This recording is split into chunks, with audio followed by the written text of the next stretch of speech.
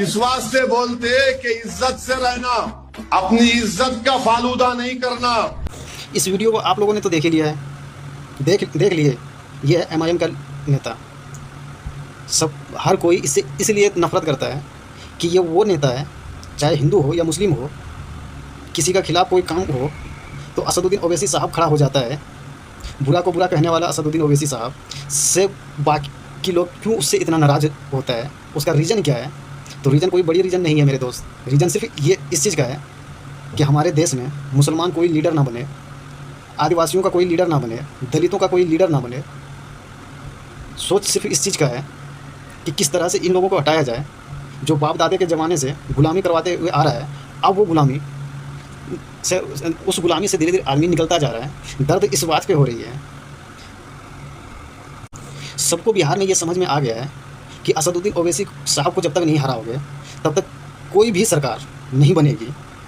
तो सब ने अपने अपने दाव चल दिया है, और दाव भी चला है तो कैसा दाव चला है ज़रा गौर से सुनिएगा। वो दाव ऐसा है कि हर नेता, चाहे लेटाम का हो, तीर का हो, कमल का हो या अन्य हो, कोई भी हो, सब अपने अपने। इससे पहले कभी आप लोगों ने सुना होगा या देखा होगा कि किसी भी पार्टी का मुसलमान नेता कभी भी मीडिया के सामने खड़ा होकर कॉन्फ्रेंस किया है या कभी सवाल जवाब किया है, कभी कोई बात रखा गया हो?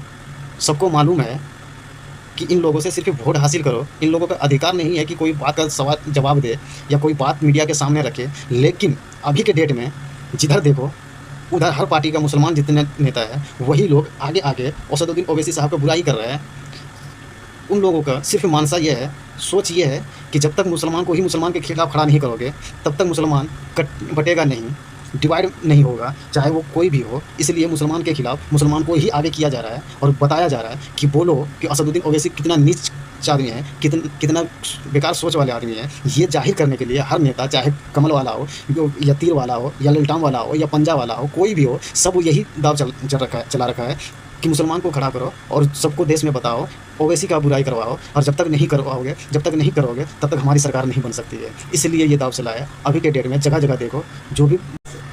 और उन लोगों से मैं कहना चाहता हूँ जो लोग असदुद्दीन ओवैसी साहब का बुराई कर रहे हैं, जो इसका बीटिंग उसका बीटिंग कह रहा है, उन लोगों से मैं पूछना चाहता हूँ, पूरा देश पूछना चाहता है, पूरा दलित पूछना चाहता है, पूरा मुसलमान पूछना चाहता है, पूरा आदिवासी पूछना चाहता है कि बताओ, जब 3 तलाक पे बात हुआ तो सबसे पहले कौन बोला था? बताओ, जिस हिंदू भाई को गाय के तस्करी के नाम पे मुसलमान समझ के मारा गया, मारने के बाद पता लगा कि वो मुसलमान नहीं था, एक हिंदू भाई था, उस बात तो बोलने वाला असदुद्दीन ओवैसी साहब ही था।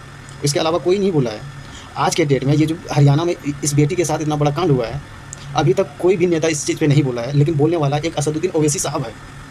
तो इन लोगों को डर है, इन लोगों को खौफ है कि अगर असदुद्दीन ओवैसी साहब जहाँ से खड़ा होगा वहाँ से वो जीत के ही आएगा। इसलिए इसको हटाओ, इसको मुसलमानों को गुमराह करो ताकि उसको वोट ना दे। लेकिन मुसलमान तो छोड़ो मेरे भाई, हिंदू, मुस्लिम, सिख, ईसाई जितने भी धर्म के लोग हैं, सबको मालूम हो गया है कि असदुद्दीन ओवैसी साहब आदमी क्या है और बाकी आदमी क्या है। फ़र्क सबको पता लग गया है। और बात रही जीतने की, जीत तो होगी, सिर्फ हेरा फेरी ना हो तो कोई काट नहीं सकता असदुद्दीन ओवैसी साहब को जीतने से। और सबको मालूम है, सब नारा ये जो नीतीश कुमार असदुद्दीन ओवैसी साहब को बीजेपी का बी टीम बता रहा है, उस नीतीश कुमार से ज़रा एक बार सवाल करो, जब बिहार में आप जीते थे तो आपको बनाना चाहिए था लालू यादव के साथ मिल के सरकार, तो बीजेपी के साथ कैसे चले गए?